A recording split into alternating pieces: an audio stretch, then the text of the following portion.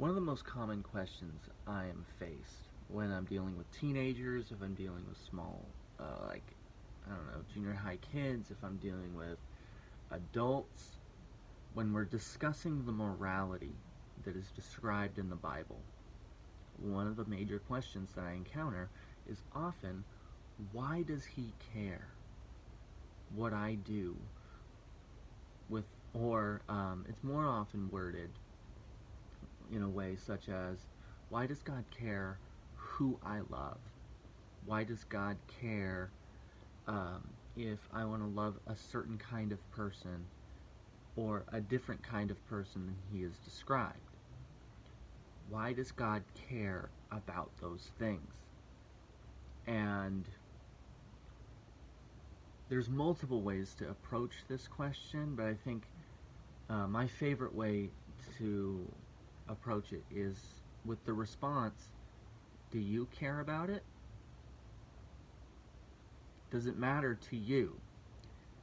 Because whereas of course we can say there's a lot of things that matter to us that really aren't that important, there are few things that matter as much to us in both a consequential basis and then also in terms of a value added sense as who we love, who we are having sex with, the kinds of foods that we are consuming, the kinds of fuels and energy sources that we are consuming. There's really not that many things really that are actually more important to us than those things. The days that we are active and the days that we choose to rest, if we choose to do that. There really aren't very many things that are actually more important to us because there are so many things that are downstream from them, such as our health. If you are working 7 days a week without stopping, without resting, your body will soon break down. And that's not even a Christian statement, although it does have Christian sentiment to it. There are secular researchers that are finally beginning to catch up with the Christian tenets that you need a day's rest, that you need to get off the grind at least 1 day a week. Some are even suggesting up to 2 full days a week if you want to be mentally, emotionally, spiritually, physically healthy. What about food? Why does it matter? Why does God prescribe so many restrictions about what the people of Israel are and are not allowed to eat? Mostly in regards to meat sources. Well, one of the things that I used to live in California, one of the things that people get real uppity about is food sources. Is it organic, low fat? Is it locally sourced? Eating local,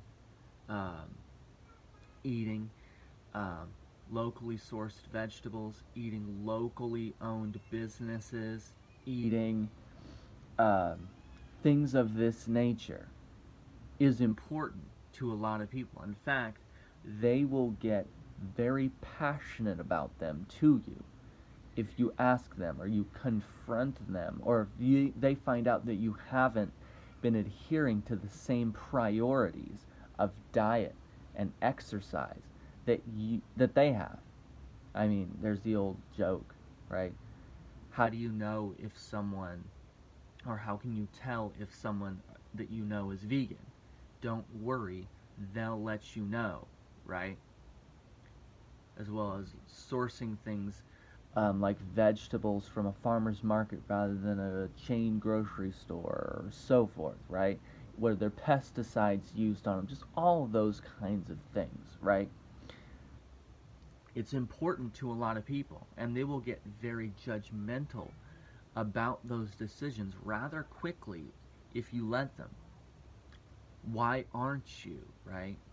The next thing is, what about the persons that we love? Not even getting towards the position of, let's say, marriage. What about just consorting with different kinds of individuals? Is that important to you, the people with whom you decide to shape relationships with? Do you think that that's not a significant and important feature of your life? There's the old adage that if you show me your friends, I will show you your future.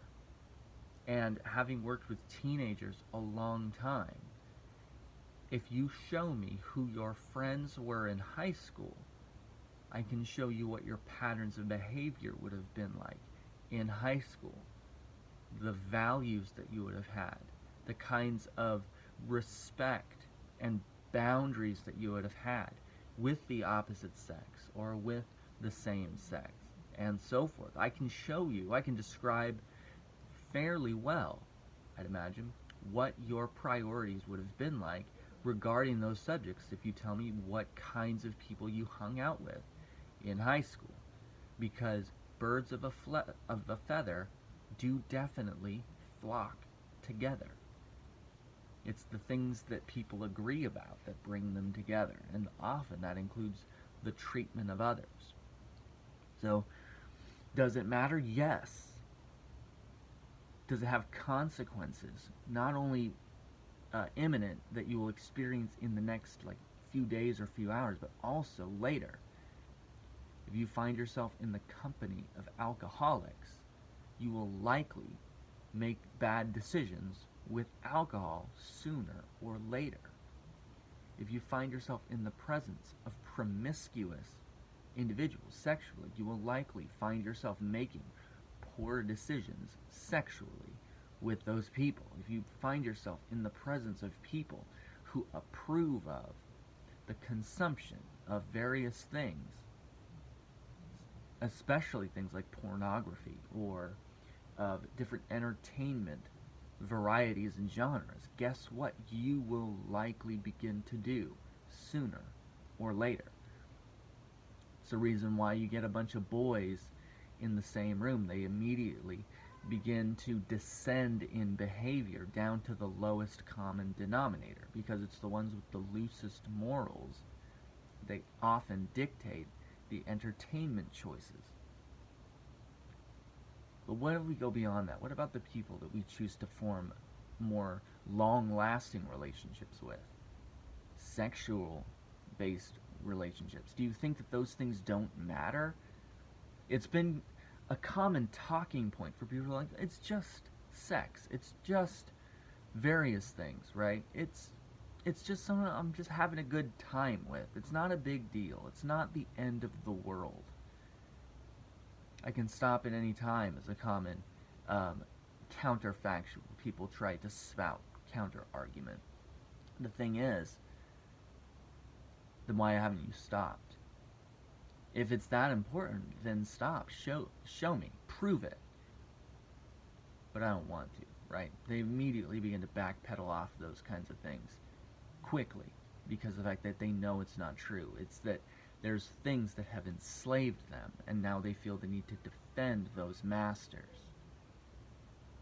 So, if it really is that unimportant, if it really is that neutral, that insignificant regarding your behavior, then go ahead, give it a couple of weeks. Give me a month without pornography. Give it a month without going around those crowds, those people, those individuals. See how long that lasts. See if you can go just one day and tell me how that goes. Because quite frankly, you're going to find out rather quickly it's not just a choice you're making. It's not something that you can just drop whenever you feel like it. It's something that has you, by the short and curlies, likely. So, it does matter. It's not inconsequential. These things are important. They not only, in some ways, you get to choose. God's given us a modicum of free will that allows us to be able to choose our masters. And often the things that we choose to master us are the things that we believe wholeheartedly at the first sip, the first puff, the first taste, the first date would have been simple. We could drop at any time. We don't even realize the point at which they begin to put shackles on us. God does not wish any of those things for us. God wishes us to be free. But in order for us to be free, we must choose Him as our Lord to make those decisions for us, because the fact that our appetites are not so strong as we've been led to believe at times. It's that they're so weak, and that they tend to chase after literally anything and everything that we point them towards, indiscernibly. We need a sharper, better, more honed advisor for these things. And the hope would be that when you rely on God to make those decisions for you, first of all, you are liberated from those enslavements to taste, toward you are liberated from the slaveries of appetite.